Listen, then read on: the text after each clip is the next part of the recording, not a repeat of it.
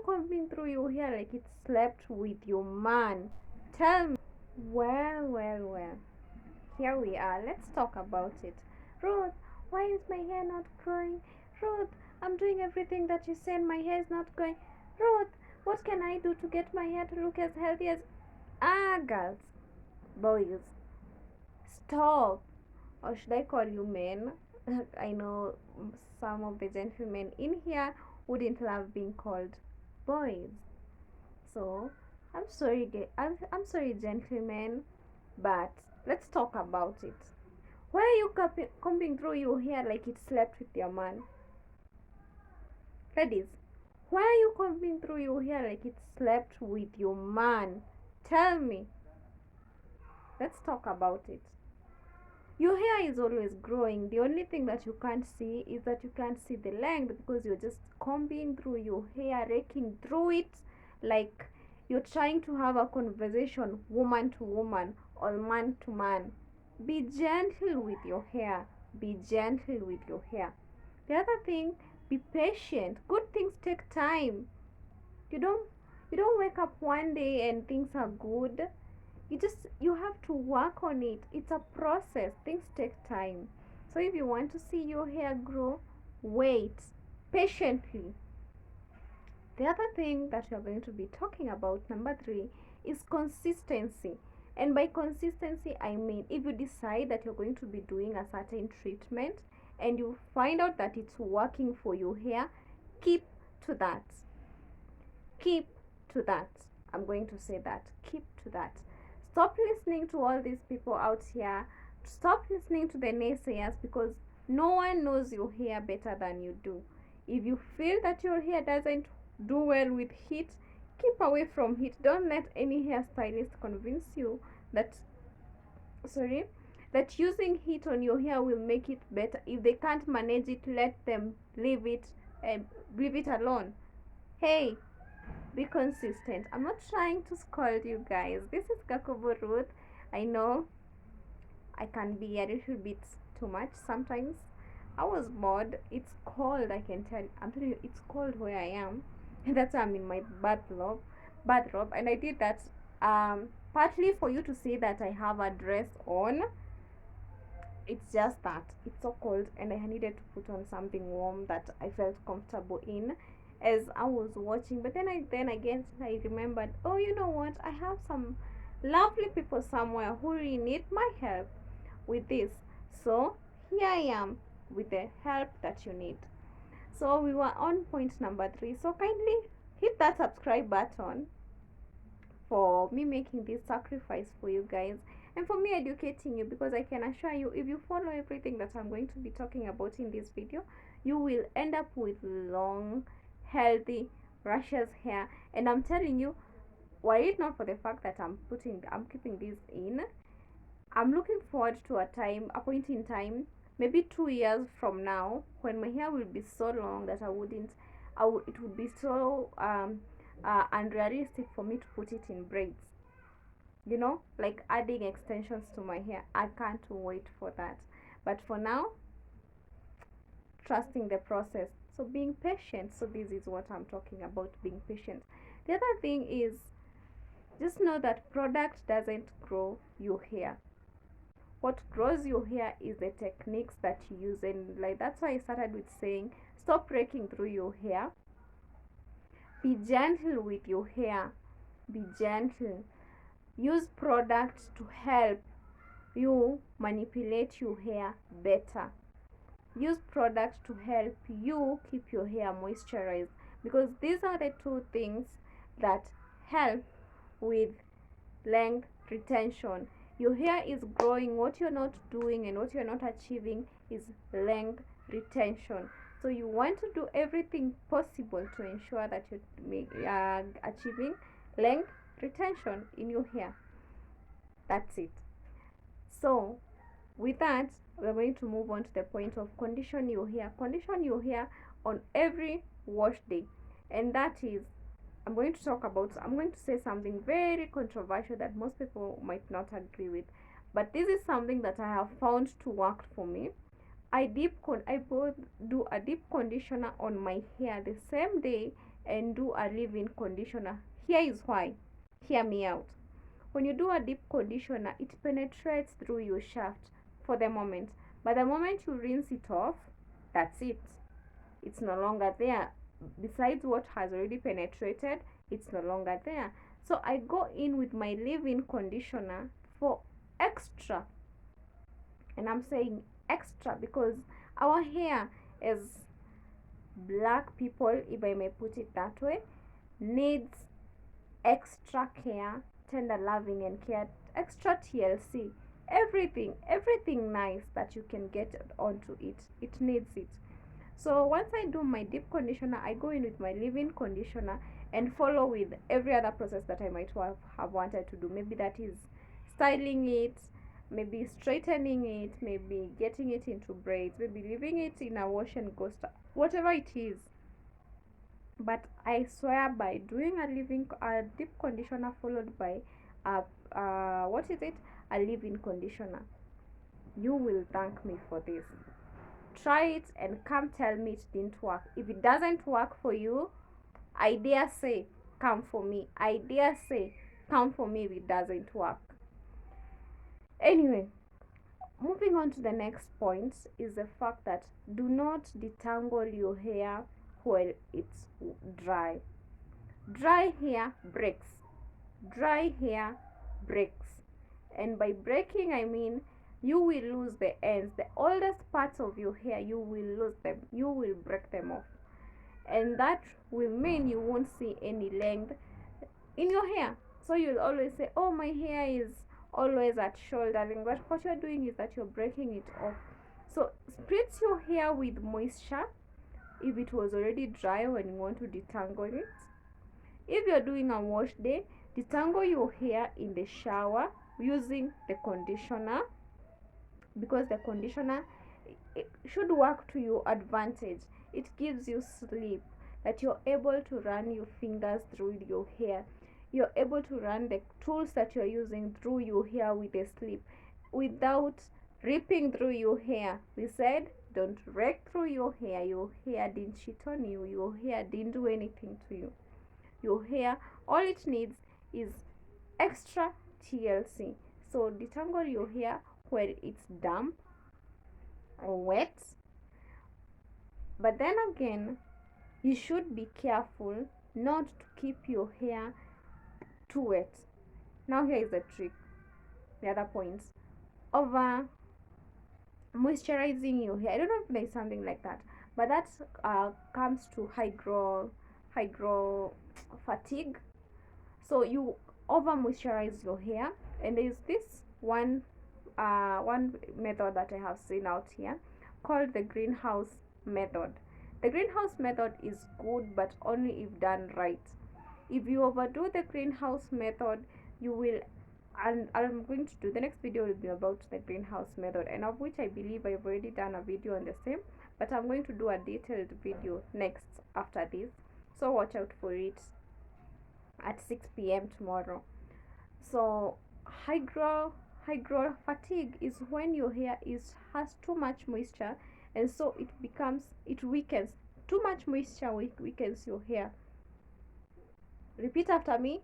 Too much moisture weakens your hair, and so that doesn't work to your advantage. So if you have too much moisture in your hair, what will happen? Your hair becomes weak. It starts feeling stringy. It's stringy, that is.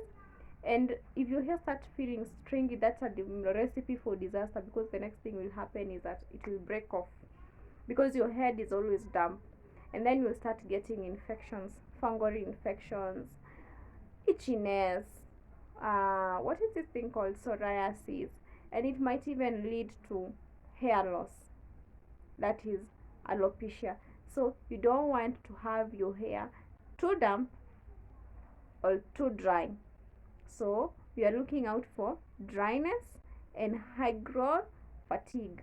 These two are your enemies.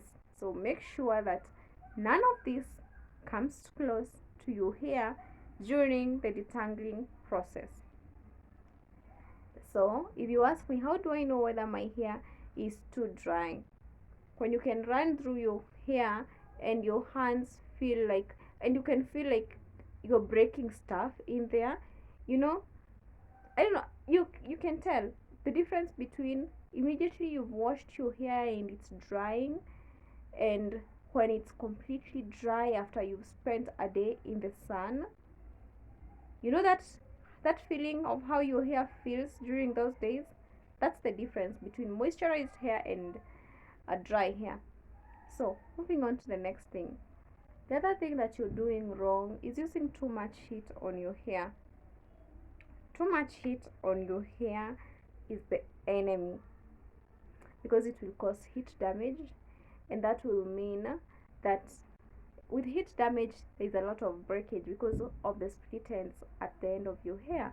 So what happens? You're there thinking, oh, my hair is straight and all. If you use heat responsibly, I'm not saying don't use heat, I'm saying use heat responsibly. If you use heat responsibly, your hair will remain healthy and it won't have to get damaged, so it will show, you will retain the length. But if you ask me, I'm of the school of thought, abstain from using heat for at least 2 to 3 months. If you have to do it, at least do it once a month. Don't do it more than that, otherwise your hair will break off. It will fall off and you'll be left with nothing but damaged hair and weak looking hair, and it will look so bad you won't love it. The other thing that we are going to be talking about is the issue of protective styling. I saved the best for last because protective styling is both a good thing and a bad thing. And hear me out, hear me out. Please hear me out. Protective styling, this is what happens. Once you protective style, it depends on how you install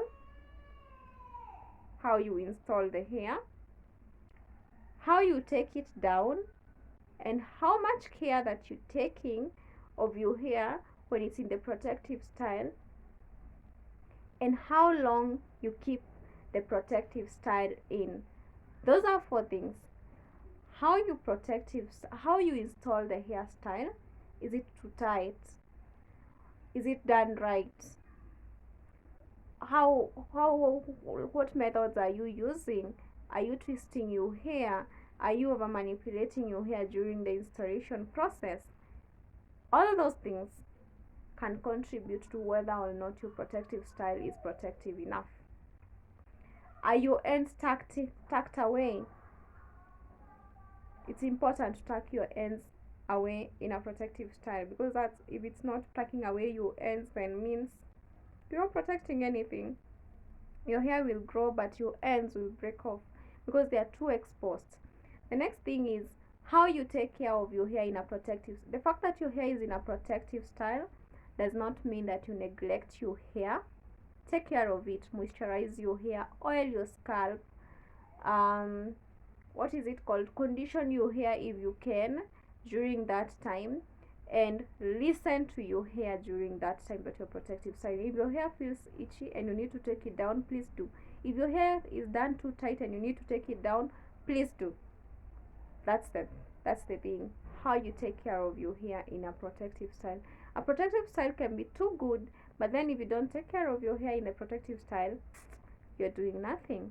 How you take down the hairstyle. You need to be very careful. Don't cause over manipulation. Detangle your hair properly, like we said. Detangle your hair while it's damp. Don't detangle dry hair. Do it in sections. Don't go undoing the whole head of hair and then you're trying to detangle it at that point. You'll be so tired first, and especially if you have braids as small as the ones that I have, or even smaller, you'll be so tired at the end of it. Also, you won't have the patience. And you remember what we said there, that the second thing is good things take time. So be patient with your hair if you want to see growth, both in time and in management. That's what I mean by be patient with your hair. The other thing that we are going to talk of is how long you put in a protective style. You wear a protective style. Those are the 4 things that we were talking about. So how long are you wearing your protective style for? Ask me how long you should wear a protective style. I'll say at least 3 weeks to 2 months, because that's what I'm going for. 3 weeks to 2 months. Anything less than a week, any hairstyle that you're going to be wearing for less than a week, and I dare say even for less than 2 weeks, is not doing your hair any good.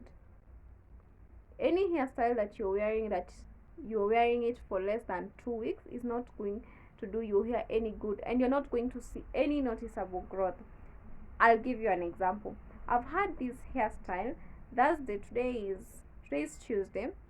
On Thursday, so 2 days from now, we'll be marking one month of me having this hair in. Let me show you the amount of growth that I have, hair growth that I have seen, so that you understand what I'm saying. I hope this comes off clearly. So this is what we have. This is the amount of growth. Look at that. It's noticeable growth after 4 weeks. You see what I'm talking about? Let's look for something in here so that you don't say, oh, she was just showing us what was visible. You see this?